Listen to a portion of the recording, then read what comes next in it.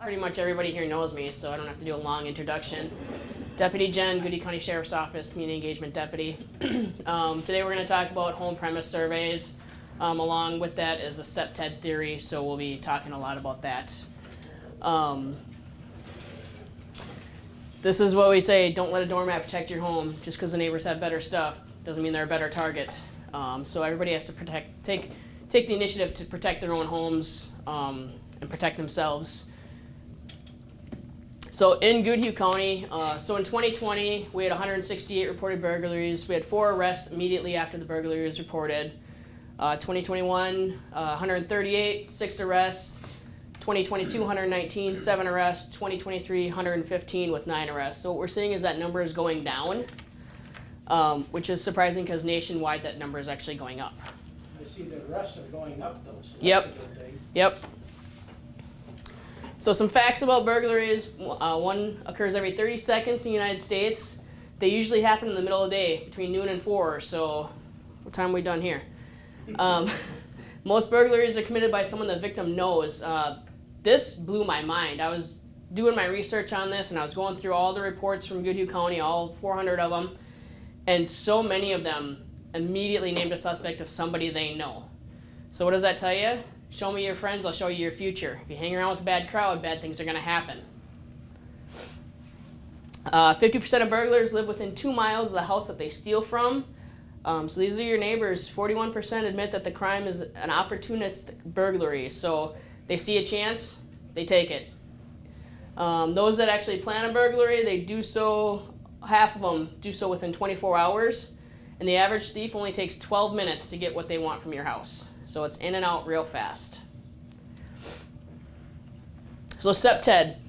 TRIAD is crime prevention through environmental design. Crime prevention theory focusing on tactical design and the effective use of the built environment, which when applied can reduce both crime and the fear of crime. The main objective of TRIAD is to reduce or remove the opportunity for crime to occur in an environment and promote a positive interaction with the space by legitimate users. TRIAD is a preventative, proactive model and not a reactive one. So there's 4 pillars of TRIAD. Natural access control. Natural access control employs elements like doors, shrubs, fences, gates to deny admission to a crime target and to create perception among offenders that there is a risk in selecting that target. Natural surveillance guides the placements of physical features such as windows, lighting, landscaping. These features affect how much can be seen by other people, your neighbors, people driving by. Potential criminals are unlikely to attempt a crime if they are at risk of being observed. Activity support. The planning and placement of safe activities. Key strategies include sidewalk and street level activities such as markets, fairs, festivals, and key community areas. The objective is to increase the number of people using a space, thereby enhancing visibility, social comfort, and control. An example of this in a neighborhood would be like putting up one of those little libraries, those little sidewalk libraries.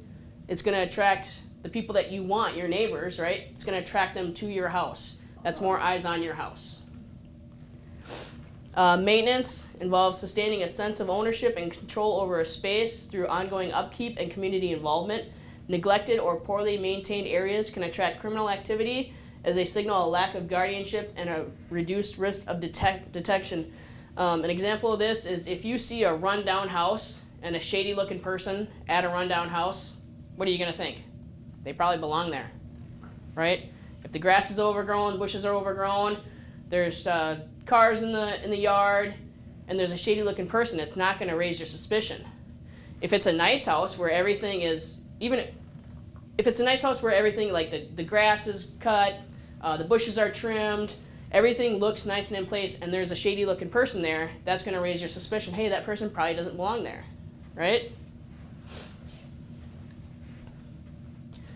So natural access control. So it uses fences, walkways, landscaping to direct visitors to the proper entrance away from private areas. This is a good example. This is the street right here. So if you see somebody walking over here that looks like they don't belong in this area, that's going to raise suspicion. If you see them walking on the pathway, that doesn't really they're probably there for that purpose, to visit the homeowners, because there's plenty of space for everybody around to see. They're not trying to conceal themselves.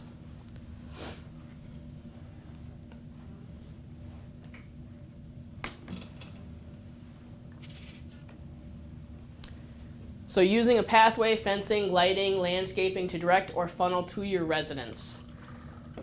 By funneling traffic to a specific place, you can anticipate where traffic would come from, and it is not obtrusive to interfere with a clear line of sight. We use the 2 to 6 foot landscaping rule. Does anybody know what that is? No. So for the main part, for your landscaping in your yard, you don't want anything that's between 2 and 6 feet. Bushes should be cut below 2 feet, and trees should be trimmed above 6 feet. So there's a clear line of sight in your yard.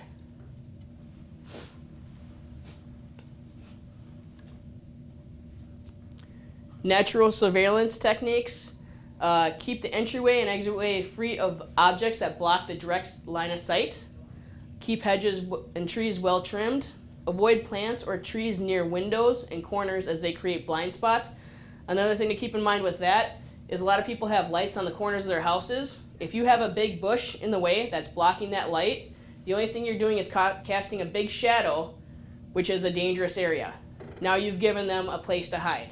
So big bushes around lights, trim those down. Make sure your lights have a clear area with nothing causing a shadow on it. Ensure all areas are well lit. That's the cheapest way to protect your homes at night. Keep the light on. If nothing else, at night, keep the patio lights on. So for this house, some examples would be to trim the shrubs that block the view to the street. You can see like this window's covered up, that window's covered up, that one's blocked.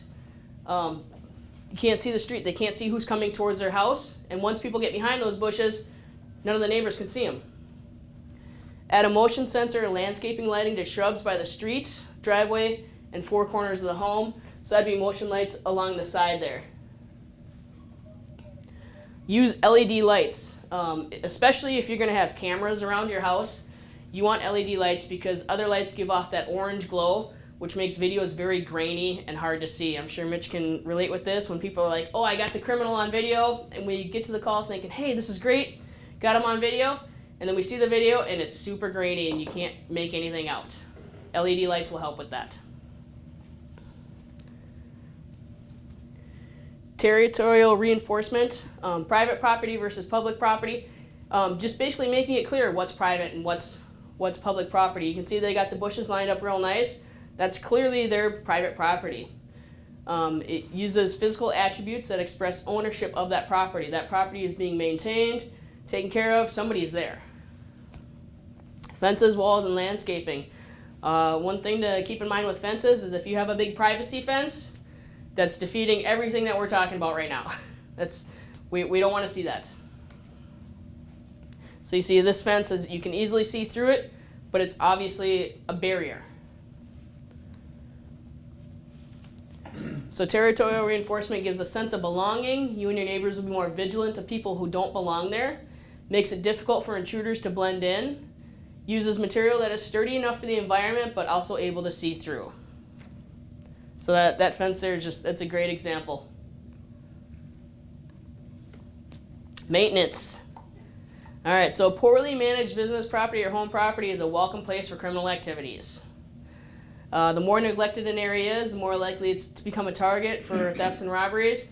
I can't tell you how many burglaries we've had of abandoned properties that are just basically storage areas for people. They're not, it's easy to see an abandoned property, and criminals know nobody's there, nobody's maintaining it, nobody's taking care of it. Probably nobody's gonna even care. Half the time, the stuff is packed so full with stuff that they don't even know the stuff is missing. So rundown and poorly maintained properties express that the property is not being watched, and it invites crime. So through Goodhue County, we offer a free home premise survey to anybody that lives in Goodhue County. There's a big checklist that we go through, so I'm going to talk about the checklist. First thing we look at is if your name is displayed on your property. We don't want to see your name displayed on your property, especially with social media, the internet. It's so easy. Those of you who have grandkids, Your grandkid invites a friend over, right? 10 years later, your grandkid's not friends with that kid anymore. That kid knows you live there. He has your friend or the friend on social media still. It's so easy to find out if you're out of town. You just keep your names off your houses. It's too easy to find out information about people if they're around. House number displayed. We want to see a house number. We don't want that obstructed in any way. And the reason for that is if there's an emergency at your house, we got to be able to find your house. If that number's hard to see or if it's little, not in a well-lit area, we could drive past your house 2 or 3 times before we figure it out. If you live out in the county, we do have the fire numbers. So if you need new fire numbers or if you need fire numbers, let me know and I can get you that information on how to get that ordered. Landscaping. So we want to make sure the landscaping is trimmed. 2 to 6 feet from the ground, or 2 to 6 foot rule. Make sure there's no blind spots in your yard where people can hide stuff. If there's blind spots around your door, think about how easy it is for them to grab stuff and just throw it in the bushes and come back and get it later. So, access to tools. We see this one a lot. Any ladders, garden tools, all that stuff needs to be put away because the only thing you're doing is giving the criminals access. Blocks and stuff that can be easily thrown through windows. Put that stuff away. Don't give the criminals tools. Make them bring their own. Make it harder for them. Exterior lights. So we prefer to see lights with motion sensors or lights with timers. We want to make sure that there's lights on all windows and lights on all doors. One big thing is to make sure they're tamper resistant. We did have a call not too long ago where a house got burglarized and the criminals unscrewed the lights because they could reach them and it wasn't tamper resistant. All they had to do was go like this and unscrew it, and now they're hiding. For windows, if you have a lot of windows around your house and you don't want to get rid of the bushes, we recommend putting thorny bushes under the windows. Criminals aren't going to want to climb into thorny bushes to climb through a window. Make sure the landscaping is trimmed under the windows so you can still see out of those windows with a clear view. Garage windows, we suggest you have those covered. Nobody needs to see what's in your garage. If you have even on the doors or those little windows on the side, cover them up. Nobody needs to see what's in there. Doors, so we'd like to see screen doors with a lock, deadbolts on all doors at least 1 inch deep, and strike plates with 3-inch screws. Strike plates now come with screws that are this big and don't do any good. Take those out, get the big ones, put those in. If you have a window on your door, we'd like to see that, or a peephole so you can see who's outside if somebody's knocking on your door. If you are concerned about having a big glass on your front door, Amazon sells these plastic sheets that can go over, so even if somebody tries to break your window, it's not going to break. It'll crack, but it's going to make it a lot harder for them to get through that window. So if you have a small window where they would be able to reach the lock, we suggest using that. First, if anybody has a sliding door, we want to make sure that there's a Charlie bar or a sliding door lock, preferably both. Fencing, we like to see the open fencing. Like I said, we don't want to see the privacy fences. It blocks too much. Sometimes they're nice for the backyard, but even then it's kind of just a risk you take. So for alarms, we want to make sure all points of access are covered and that they're properly labeled. One thing that we see is we get called an alarm call, and usually they can tell us what door it is, but a lot of times when people set up their alarms, those alarms get moved and then they don't notify the company. So we think we're looking for the front door and this alarm is now in the back door, or it got put in wrong. So you want to make sure that the alarms are labeled properly with your alarm company. So when they call us and say, there's a motion alarm in this room, we know that that's the right room to go to. Make sure your phone numbers that are associated with that alarm are correct and updated. A lot of times we get wrong numbers. People, for businesses, how many times we think we're calling somebody associated with that business and they quit 3 years ago. and nobody ever bothered to update that number, so now we can't get a hold of a key holder. For cameras, one big thing is if you don't want to invest in cameras, just get a sign saying you have cameras. Just get a sign. You can buy fake cameras at the store. Yeah, fake cameras. They work. You know, there's lots of fancy cameras, and there's so many things to decide from. Does it record? Can you watch it on your phone? Does it upload to the cloud? Do you need a memory stick? Is it run off Wi-Fi? Criminals don't care about that. They see a camera, and they're not going to check to see if it's recording, if it's, you know, they see a camera, and they're probably going to move on to the next place. If you do get a camera, make sure you cover all the access points in the yard. So that's all four corners. Make sure windows are covered, doors are covered. And you also, another thing to consider is if you want it going out into the street, and how much memory that's going to take if you're going to record. There's a lot of things to decide on that.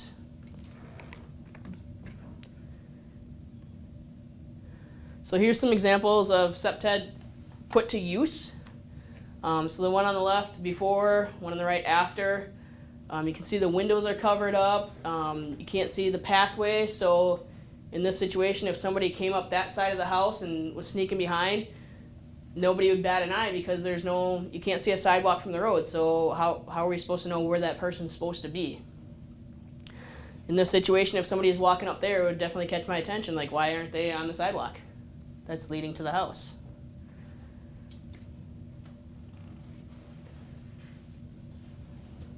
Here's another one. I had to do some research on this to make sure it was even the same house because I wasn't convinced when I first looked at it. You can see how much open it is. Imagine how easy it would be to, if you got into that house, to just grab items out of that house, throw them in the bushes, and then come back later for them.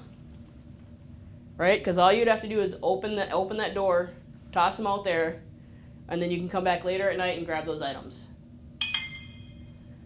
So taking away those hiding spots is going to reduce the chances that a criminal will hit that house. And now there's a clear line of sight. They can see who's coming up to the property. Nobody's sneaking up on anybody. So the last thing I'll leave you with is if you are interested in having me come out and do a home premise survey, you just go online to the Goodhue County Sheriff's Office website. Under Community Engagement, there is a home premise survey tab. So here's the Community Engagement tab. Home premise survey, click on that, and then you just fill out your information, then it gets emailed to me. This does need to be updated a little bit, so these days, Wednesdays actually don't work anymore, really, so just pretty much any other day, if you just list a couple days, we can figure it out. If there's a specific concern you want to talk about cameras, put that in there, and I'll make sure that I have more information for what specifically you want to talk about. With that, you also get packets, checklists. We have some actually thick packets that make you go through everything in your house, write down serial numbers, all that good stuff. So if somebody does break into your house, you have all that information for your insurance company. They will love you if something happens and you have that information handy. You can just hand it right to them. It makes it so much easier. So that's all I have. Okay, thank you. I appreciate that. Yeah, very of course. much. Thank you.